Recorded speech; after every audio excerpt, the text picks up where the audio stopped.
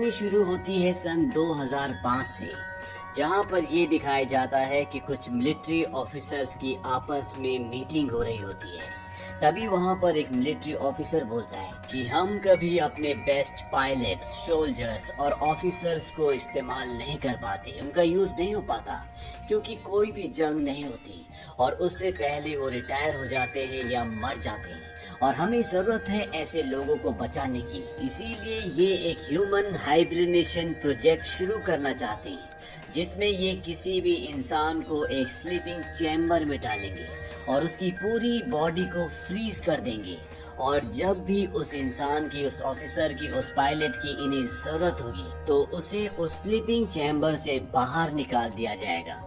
इस sleeping chamber के अंदर जो भी होगा, जो भी फ्रीजिंग टेम्परेचर में होगा, उसकी उम्र कभी भी नहीं बढ़ेगी। लेकिन अभी तक सिर्फ ये थियरी है, इनके पास सारे इक्विपमेंट्स है, इनका एक्सपेरिमेंट रेडी है, लेकिन इसके लिए इन्हें 2 लोगों की जरूरत है जिनके ऊपर ये एक्सपेरिमेंट को टेस्ट कर सके। यहाँ पर एक सोल्जर होता है जिसका नाम होता है जो बावर्स।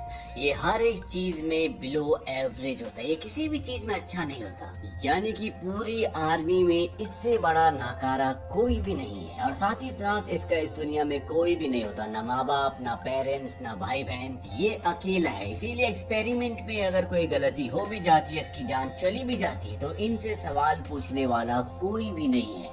और जो की ड्यूटी एक लाइब्रेरी में लगाई जाती है, क्योंकि लाइब्रेरी में कोई भी पढ़ने के लिए नहीं आता, इसीलिए जो के पास कोई काम नहीं होता। जो का ऑफिसर उसके पास जाता है, उसे कहता है कि हम तुम्हें यहाँ से रिप्लेस कर रहे हैं, तुम्हारी जगह यहाँ पर अब कोई और काम करेगा, तुम्हें एक नए प्रोजेक्ट में भेजा जा रहा है। जो कहता है कि मैं यहाँ पर ठीक हूँ, मैं 8 साल और जॉब करूंगा, उसके बाद मैं पेंशन पर रिटायर हो जाऊंगा और जिंदगी आराम से बिताऊंगा, मैं इस काम में अच्छा हूँ। उसका ऑफिसर कहता है कि दिन भर कुर्सी तोड़ने में तुम बहुत अच्छे हो, लेकिन अब तुम्हें एक नए प्रोजेक्ट में भेजा जाएगा। जो कहता है कि ठीक है, मैं इस नए आदमी को सिखाकर उसके बाद नए प्रोजेक्ट में आ जाऊंगा। उसका ऑफिसर कहता है कि दिन भर कुर्सी पर बैठने और टीवी देखने का काम खुद सीख सकता है, और वो उसे अपने साथ ले जाता है। अब इन्हें एक फीमेल की भी जरूरत है, लेकिन जो की टक्कर का नकारा इन्हें पूरी आर्मी में नहीं मिलता, इसीलिए ये एक प्रोस्टिट्यूट को हायर करते हैं जिसका नाम रीटा होता है। और जब रीटा को स्लीपिंग चैम्बर के अंदर डाला जाता है तो वो डर जाती है। जो उसे कहता है कि तुम्हें डरने की कोई जरूरत नहीं, ये पूरी तरह से सेफ है। रीटा जो से पूछती है तुम्हें कैसे पता? जो कहता है क्योंकि इससे पहले इसे कुत्तों पे और अलग अलग चीजों पे टेस्ट किया जा चुका है। अब इन दोनों को स्लीपिंग चैम्बर में सुला दिया जाता है, और ये मिशन टॉप सीक्रेट मिशन होता है। और जो इस मिशन का हेड होता है उसे प्रोस्टिट्यूशन और ड्रग्स के आरोप में गिरफ्तार कर लिया जाता है, और इस स्कैंडल के बाद इस पूरी जगह को बुलडोजर से गिरा दिया जाता है। लेकिन जो और रीटा अभी भी उन्हीं स्लीपिंग चैम्बर्स के अंदर है जो मलबे के नीचे दब चुके हैं, और धीरे धीरे इस प्रोजेक्ट को पूरी तरह से भुला दिया जाता है। धीरे धीरे वक्त बीतता है, और वक्त बीतने के साथ इंसान अपनी इंटेलिजेंस खोते चले जाते हैं। कुछ लोगों का ये मानना होता है कि साइंटिस्ट इसके लिए कुछ करेंगे, लेकिन साइंटिस्ट बाल उगाने और सेक्स पावर बढ़ाने की दवाओं पर ही काम कर रहे होते हैं। वो इंसानों के मानसिक विकास की तरफ ध्यान ही नहीं देते, और अगले 500 सालों में इंसान पूरी तरह से मूर्ख बन जाता है, और वक्त आता है 2505 का। और ये वो वक्त होता है जब इंसान अपनी बेसिक प्रॉब्लम को भी सॉल्व करने में सक्षम नहीं है, जो कि है गार्बेज, यानी कि कूड़ा। कूड़े के ढेरों के ढेर लगे, लेकिन इंसानों के अंदर अब इतनी भी अक्ल नहीं है कि वो इन कूड़े के पहाड़ों को मैनेज कर सके, जो कई 100 सालों से यहाँ पर इकट्ठे हो गए हैं। और 3 मार्च 2505 को एक कूड़े की गाड़ी एक कूड़े के पहाड़ पर कूड़ा छोड़ रही होती है। तभी वहां से ऊपर से बहुत सारा कूड़ा नीचे खिसकना शुरू हो जाता है, और इस ढेर में वो 2 स्लीपिंग चैम्बर्स भी होते हैं जिसमें आज से 500 साल पहले रीटा और जो को सुला दिया गया था, जो अभी भी उसके अंदर है। और ये दोनों स्लीपिंग चैम्बर्स कूड़े के साथ उस कूड़े के पहाड़ से नीचे खिसकना शुरू हो जाते हैं, और जो का जो स्लीपिंग चैम्बर होता है वो एक आदमी के घर की दीवार तोड़कर उसके अंदर घुस जाता है। जो का स्लीपिंग चैम्बर खुल जाता है, और जब जो बाहर निकलता है तो उसे बहुत थकान महसूस होती है, क्योंकि वो 500 सालों बाद उठा है। जो वहाँ पर बैठे एक आदमी को बोलता है क्या हम बेस पर हैं? वो आदमी बोलता है कौन सा बेस, और वो उसे घर से उठाकर बाहर फेंक देता है। जो सामने देखता है कि एक दुकान के बाहर लिखा होता है बट फकर्स, और यहाँ पर अंदर बहुत सारे बच्चे होते हैं जो बर्थडे सेलिब्रेट कर रहे होते हैं। और इस शॉप के ऊपर बट फकर्स इसलिए लिखा होता है क्योंकि बच्चे बड़ों को बहुत परेशान करते हैं, और उसी को संबोधित करने के लिए इस जगह का नाम जहाँ पर बच्चे हैं बट फकर्स रखा गया है। जो को कुछ समझ नहीं आता क्योंकि जहाँ पर बच्चे हो और वहाँ पर ऐसी भाषा का इस्तेमाल थोड़ा अजीब है। जो इसके बाद वहाँ से आगे निकल जाता है। वो सड़क पर कुछ लोगों से बात करने की कोशिश करता है, लेकिन जो के बोलने का तरीका बहुत ज्यादा फॉर्मल होता है। लेकिन इस सदी में कोई भी अपनी भाषा में अच्छे शब्दों का प्रयोग नहीं करता। भाषा पूरी तरह से खराब हो चुकी है। माँ, बहन, भाई, बाप की गाली भाषा का एक अहम हिस्सा है। ना इससे किसी को बुरा लगता है और ना ही कोई इस बात पे लड़ता है कि किसी ने किसी को गाली दी, क्योंकि समाज अब इसी भाषा का इस्तेमाल करता है। जो को लगता है कि उस मशीन की वजह से उसे हेल्यूसिनेशन हो रही है। वो एक हॉस्पिटल में जाता है। हॉस्पिटल में चारों तरफ गंदगी होती है। जो जब वहाँ पर पानी पीने के लिए जाता है तो पानी की जगह टैप से इलेक्ट्रोलाइट्स, जो कि ब्रेवेंडो कंपनी का होता है, वो निकल कर आता है। जो इस बात से हैरान होता है। वहाँ पर वो एक आदमी से पूछता है क्या तुम मुझे बता सकते हो कि मुझे पीने के लिए रेगुलर वाटर कहाँ मिलेगा। वो आदमी हैरानी से पूछता है पानी। जो कहता है कि हाँ। वो आदमी कहता है जो टॉयलेट में होता है, तुम उस पानी की बात कर रहे हो। जो कहता है मुझे पीने का पानी चाहिए, और वो आदमी वहाँ से हंसता हुआ चला जाता है। जो को कुछ भी समझ नहीं आता। इसके बाद जो अपने चेकअप के लिए एक दूसरे डॉक्टर के पास जाता है, जो उसे ये बताएगा कि उसे एग्जैक्टली प्रॉब्लम क्या है। वो आदमी उसे छोटी छोटी लोहे की 3 रॉड्स देता है जिस पर वायर्स लगी होती है, और कहता है कि एक को मुंह के अंदर डालो, एक को कान के, और तीसरे को अपने बट के अंदर डालो। जो इस तरीके से हैरान होता है, लेकिन फिर भी वो एक रॉड को अपने मुंह के अंदर डाल लेता है और एक को अपने कान के अंदर, और तीसरी रॉड उसके हाथ में होती है। तभी वो डॉक्टर बोलता है कि शायद मुझसे गलती हो गई, जो तुम्हारे मुंह के अंदर है इसे बट में डालना था, ये बट की रॉड है।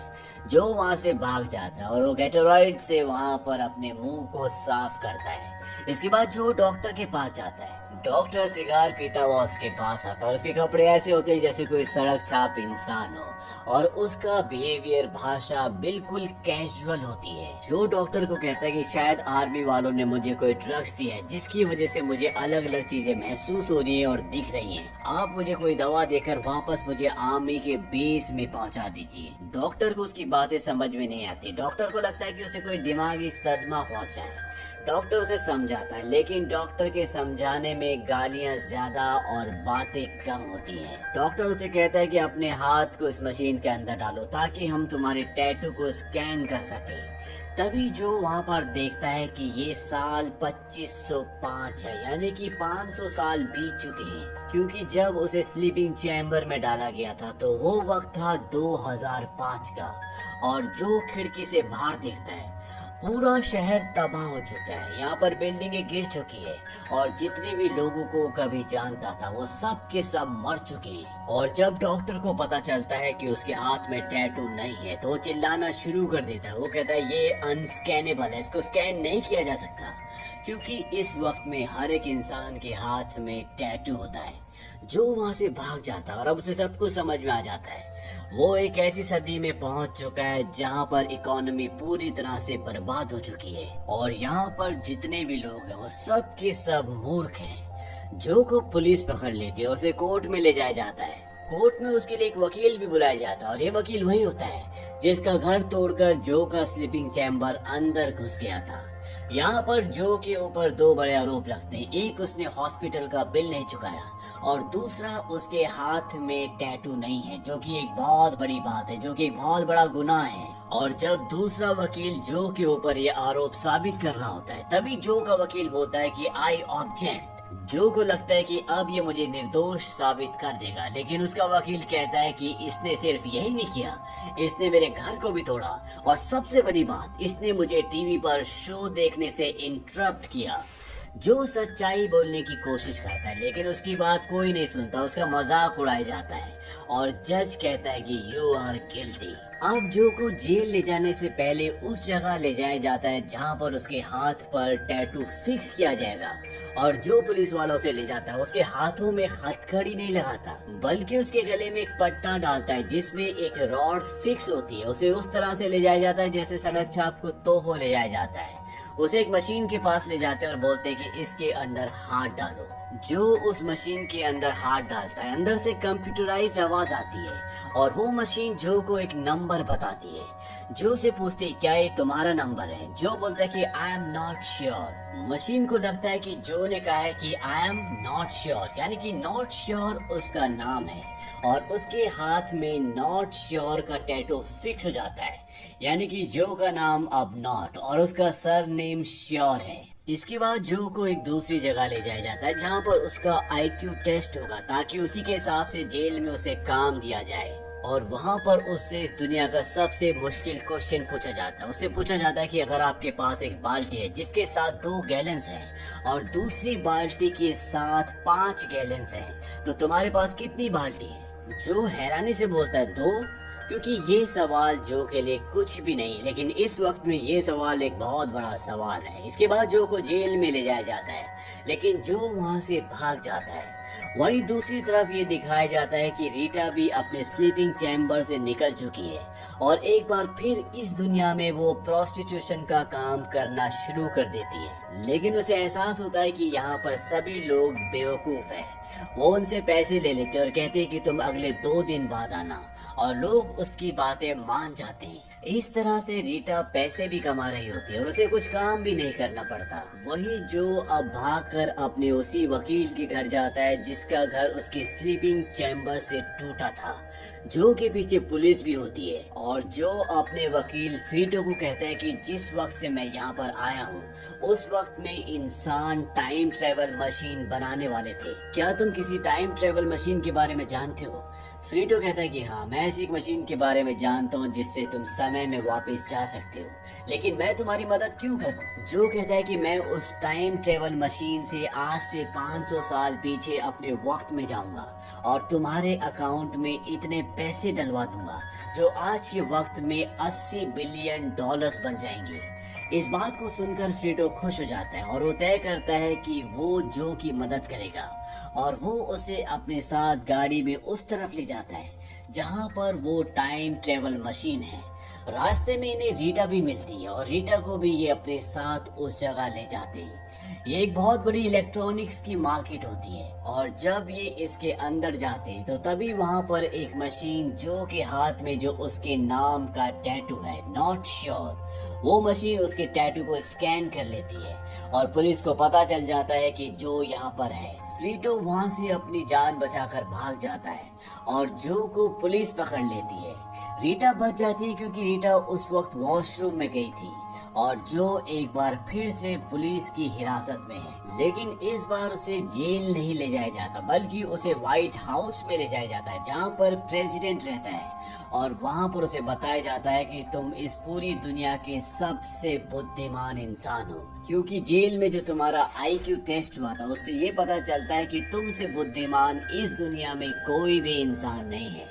जेल में जो उससे 2 बाल्टियों वाला क्वेश्चन पूछा था, इस दुनिया के लिए वो क्वेश्चन बहुत ही बड़ा क्वेश्चन है, जबकि जो के लिए वो एक मामूली बात थी। हालांकि जो का अपनी दुनिया में कोई आईक्यू लेवल नहीं था, लेकिन यहाँ पर इस समय में वो संसार का सबसे बड़ा सबसे बुद्धिमान इंसान है। अब यहाँ पर प्रेसिडेंट आते हैं जो कि 5 बार स्मैकडाउन चैंपियन रह चुके हैं, साथ ही साथ वो एक बहुत बड़े पॉर्न स्टार भी हैं और वो यूनाइटेड स्टेट ऑफ अमेरिका के प्रेसिडेंट भी हैं, और इनकी भाषा, रहन सहन, चाल चलन पूरी तरह से अभद्र होता है। प्रेसिडेंट कमाचो पब्लिक के सामने जाते हैं और वो कहते हैं कि मैं अपनी फसल की प्रॉब्लम को पूरी तरह से दूर कर दूंगा। दरअसल इस वक्त में फसलें नहीं उग रही होती, प्रेसिडेंट कमाचो कहते हैं कि अब हमारे पास वो इंसान है जिसका नाम है नॉट श्योर, और ये इस प्लेनेट का सबसे बुद्धिमान इंसान है, और ये न केवल फसलें ना उगने की प्रॉब्लम को सॉल्व कर देगा बल्कि डस्ट स्टॉर्म्स को और साथ ही साथ इकोनॉमी को भी पूरी तरह से ठीक कर देगा। और प्रेसिडेंट कमाचो सबको इस चीज का वादा करते हैं। अब जो यहाँ पर अपने वकील को भी बुला लेता है जिससे पता है कि टाइम मशीन कहाँ पर है। उसका वकील उसे बताता है कि टाइम मशीन म्यूजियम में है, जो सबको बोलता है कि हम म्यूजियम के पास वाली जगह पर फसलें देखने के लिए जाएंगे। और जो और बाकी के सभी बड़ी बड़ी पोजीशन वाले लोग वहाँ पर फसलें देखने के लिए जाते हैं। जो देखता है कि वहाँ पर फसलें उगी नहीं रही होती। साथ में रीटा को भी पकड़कर यहाँ पर ले आते हैं क्योंकि जो ने बोला था कि मुझे उस लड़की की जरूरत है। और अब जो किसी भी कीमत पर रीटा के साथ इस वक्त से अपने वक्त में वापस जाना चाहता है। जो का वकील उसे एक नक्शा देता है जहाँ पर टाइम मशीन है। जो अपने आदमियों को बोलता है कि मैं रीटा से कुछ पर्सनल बात करना चाहता हूँ, इसीलिए उसे अकेले में ले जाता है ताकि वहाँ से भाग सके। और जब वो उस नक्शे को देखता है जो उसे उसके वकील ने दिया होता है, तो उसमें उसकी बेवकूफ़ी का पूरा पूरा मुजाहरा होता है, क्योंकि उसमें एक पॉइंट पे ये लिखा होता है कि आप यहाँ पर है और टाइम मशीन वहाँ पर, लेकिन उन्हें खुद नहीं पता होता कि वो जिस पॉइंट पर है वो कहाँ पर है। इसीलिए इनके भागने का प्लान फेल हो जाता है। यहाँ पर जो को ये पता चलता है कि ये फसलों में पानी नहीं बल्कि स्पोर्ट्स ड्रिंक डाल रहे होते हैं, जिसकी वजह से फसलें उग नहीं रही होती। और अब जो को रीजन पता है। इस वक्त में कंपनी होती है जिसका नाम होता है ब्रंडो कंपनी, और इस दुनिया के सभी लोग, जीव जंतु, यहाँ तक कि छोटे छोटे बच्चे भी ब्रंडो कंपनी का ड्रिंक पीते हैं। और ये सब शुरू हुआ 2330 से। लेकिन अब जो को पता है कि उसे क्या करना है, और वो कैबिनेट के बड़े बड़े अधिकारियों को समझाने की कोशिश करता है कि हमें फसलों में पानी डालना होगा, ना कि ब्रंडो एनर्जी ड्रिंक। लेकिन सब बोलते हैं कि वाटर, वो जो हमारे पेट से टॉयलेट निकलता है, हम उसे फसलों में नहीं डाल सकते। यहाँ के लोगों को उसकी बात समझ में नहीं आती। वो बोलते हैं कि अगर टॉयलेट से फसल उग सकती तो टॉयलेट के अंदर फसल क्यों नहीं उगती। जो इन सब को काफी सारे लॉजिक्स देने की कोशिश करता है, लेकिन किसी को कुछ समझ नहीं आता। तब जो एक इलॉजिकल बात करता है, वो कहता है कि मैं फसलों से बात कर सकता हूँ और फसलों ने मुझे खुद कहे कि हमें पानी की जरूरत है। और इस तरह से सबको मना लेता है कि वो यहाँ पर ब्रैंडो एनर्जी ड्रिंक ना डालकर खेतों में पानी डालेंगे, जिससे फसलें उगेंगी, और साथ ही साथ यहाँ पर जो धूल के तूफान चलते हैं वो भी खत्म हो जाएंगे। अब यहाँ पर फसलों को पानी देना शुरू हो जाता है, लेकिन काफी दिनों तक फसलें नहीं उगती। फसलों को पानी देने की वजह से ब्रांडो कंपनी के शेयर्स, उसके स्टॉक्स मार्केट में जीरो हो जाते हैं और आधी पॉपुलेशन अनएम्प्लॉयड हो जाती है, क्योंकि इस वक्त की आधी दुनिया ब्रांडो कंपनी के लिए ही जॉब करती है। और इस सब के लिए जो को जिम्मेदार ठहराया जाता है और उसे एक बार फिर से जेल में डाल दिया जाता है। और समाचारों में ये बताया जाता है कि जो को सजाए मौत दी जाती है और उसका सामना होगा बीफ सुप्रीम से, जो उसे अपने ट्रक से कुचलकर मार देगा। और ये होगा खुले आसमान के नीचे, पूरी दुनिया के सामने। और अब वो रात आती है जब बीफ सुप्रीम के सामने जो है, जो के पास एक छोटी सी गाड़ी होती है जिससे उसे बीफ सुप्रीम के बहुत बड़े बुलडोजर का सामना करना है। लेकिन बीफ सुप्रीम एक बेवकूफ है, इसीलिए वो इस शो के अंदर आने से पहले बहुत बड़े मलबे के ढेर के नीचे दब जाता है। यहाँ पर दो और गाड़ियाँ होती है जो उन दोनों गाड़ियों की आपस में टक्कर करवा देता है, लेकिन बीफ सुप्रीम उस मलबे के ढेर से बाहर निकलता है और अब उसके हाथ में एक मशीन है जिससे आग निकलती है और वो इससे जो को मारना चाहता है। वहीं दूसरी तरफ रीटा को और उसके वकील को ये पता चल जाता है कि जो ने जो फसल उगाई थी उस पर छोटे छोटे पौधे अंकुरित होना शुरू हो गए हैं। और रीटा और जो का वकील उस जगह आ जाते हैं जहाँ पर बीफ सुप्रीम जो को मारने वाला होता है। वहाँ से जो का वकील एक कैमरामैन को उस जगह ले जाता है जहाँ पर फसल उगी हुई है और वो कैमरे में उस सीन को दिखा देता है जहाँ पर खेत में हर तरफ छोटे छोटे पौधे अंकुरित हो चुके हैं। और जब यूनाइटेड स्टेट ऑफ अमेरिका के प्रेसिडेंट और वहाँ के सभी लोग ये देखते हैं तो वो जो को मरने से पहले बचा लेते हैं। अब सब के सब खुश है क्योंकि फसलें उगना शुरू हो गई है, इसीलिए जो की जान को अब कोई खतरा नहीं है। जो रीटा को बोलता है कि हमें टाइम ट्रेवल मशीन से वापस जाना चाहिए, लेकिन रीटा मना कर देती है। वो कहती कि मैं यहीं इसी दुनिया में रहना चाहती हूँ, वापस नहीं जाना चाहती, क्योंकि उस वक्त में मेरे अंदर कुछ बुरी आदतें थी। मैं जिंदगी की एक नई शुरुआत करना चाहती हूँ और यहाँ पर मुझे स्टारबक्स में सीईओ की पोस्ट भी मिल गई है। जो कहता है ठीक है मुझे जाना होगा, लेकिन तभी यहाँ का जो प्रेसिडेंट होता है वो अनाउंस करता है कि मैं जो को अपना वाइस प्रेसिडेंट बनाना चाहता हूँ। जो कहता है कि नहीं, मुझे अपनी दुनिया में वापस जाना होगा। लेकिन यहाँ पर जो सारे लोग हैं उन्हें जो से काफी उम्मीदें हैं। वो कहते हैं कि हमारे यहाँ पर इस दुनिया में बहुत सारी प्रॉब्लम्स है, उन्हें कौन सॉल्व करेगा। जो कहता है कि तुम्हें अपनी प्रॉब्लम्स को खुद ही फिगर आउट करना पड़ेगा और उन्हें सॉल्व करना पड़ेगा, जिस तरह से हमने फसलों की। वहाँ पर एक आदमी ये बोलता है कि फ्लोरिडा में न्यूक्लियर रिएक्टर लीक हो रहा है, उसका क्या। और जो जानता है कि ये इस चीज का सॉल्यूशन नहीं निकाल सकते, और वो तय करता है कि वो 2505 से वापस 2005 में अपनी सदी में वापस नहीं जाएगा, यहीं पर रुक जाएगा। और कुछ वक्त बाद वो यूनाइटेड स्टेट ऑफ अमेरिका का प्रेसिडेंट बन जाता है और रीटा से शादी भी कर लेता है। रीटा और जो के 3 बच्चे होते हैं, जो इस दुनिया के सबसे इंटेलिजेंट बच्चे होते हैं। जो का जो वकील होता है फ्रीटो, वो भी अब वाइस प्रेसिडेंट बन चुका है। वो 8 शादियां करता है और उसके 32 बच्चे होते हैं, जो इस दुनिया के सबसे बड़े मूर्ख बच्चे होते हैं। और इसी के साथ ये कहानी यहीं पर खत्म हो जाती है।